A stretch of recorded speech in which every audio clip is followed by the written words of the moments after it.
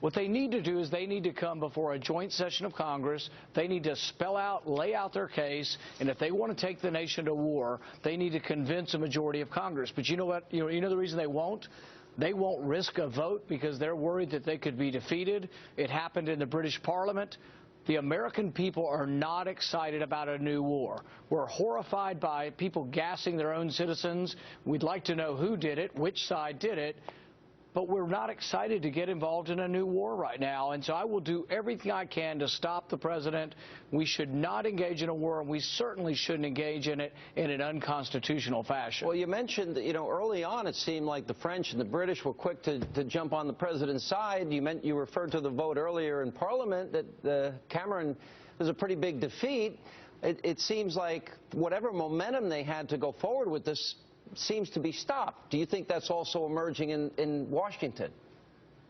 Well, see, this is what Joe Biden was talking about. The separation of powers allows for checks and balances. It allows for a cooling off period. It allows for people not to emotionally go to war. You have to think about it. And when I think about war, I think about one of my sons or one of your sons going off to war. We do have to fight on occasion, but when we fight, we should fight to win. We should fight for an American cause. I can't see fighting to impose Sharia law in Syria. I also can't see sending my son to fight with Islamic rebels against Christians. I also can't see my son going to fight on the same side as al-Qaeda. There's so many ironies and unfortunate muddling nature to this that I can't see why we should get involved. And there are potential repercussions. If he launches this little piddling attack with a few cruise missiles, it won't stop chemical weapons, but it may well incite a gas attack on Israelis. I think it's a big mistake. I think that's certainly one consequence. It could even start an all-out war in the Middle East if the Iranians get involved, as they threaten to do so.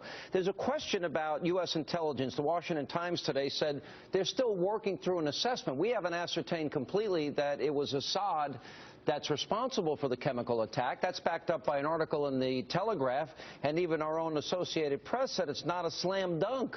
Don't we have to be sure and certain that he's responsible before we make this decision? Well, some commentators have been asking an important question. Pat Buchanan wrote this in an essay, and he asked the Latin phrase, cui bono? Whose benefit is this? So does it benefit Assad to have used chemical weapons? Absolutely not. That's incurred the wrath of the world, and he's known that it would. Whose benefit? It seems to be to the benefit of the rebels.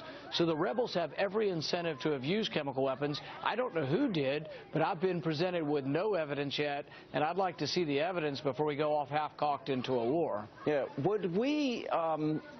If, in fact, the president does this, Dennis Kucinich said that we're going to be using the U.S. military to help, support, and back al-Qaeda. It seems a likely successor would be radical Islamists with al-Qaeda ties. Do you agree with that assessment?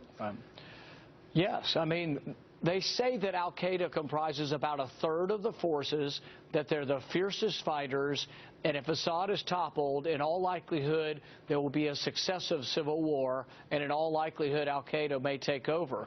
But the other question is, what if the other Islamic, the better, the moderate Islamic rebels take over? You'll still probably have Sharia law. You'll have Christians persecuted for blasphemy. There's a woman named Asia Bibi in Pakistan right now on death row who they say committed blasphemy. And all she says is, I drank out of the same cup as some of my Muslim workers. So that's not the kind of thing I see that I want to send our young boys and girls to live and die for, to impose some sort of Islamic regime on Syria.